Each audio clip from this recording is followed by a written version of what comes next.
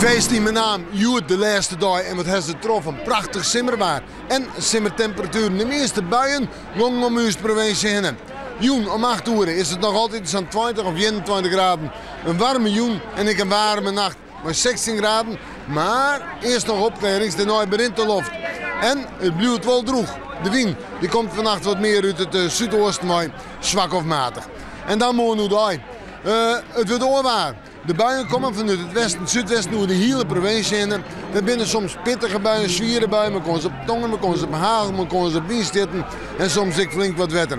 Maar gaan we de midden, binnen we de buien weer kwijt en komt de zinnenwetter vastschien. En dan 20 tot 22 graden, nog altijd een simmerwarmte. De wind die draait morgen de midden naar het zuidwesten en die zal dan matig en vrij krachtig worden. Wel in de joentijd en in de nacht. Ja, het zat nou niet het aardig droeg of het zo'n enkele bui wijzen matte, maar ik hoor het meest op droeg waar. We zien op uit. Nou een man, je maakt temperatuur om het bij de 20 graden heen. Dus warmte.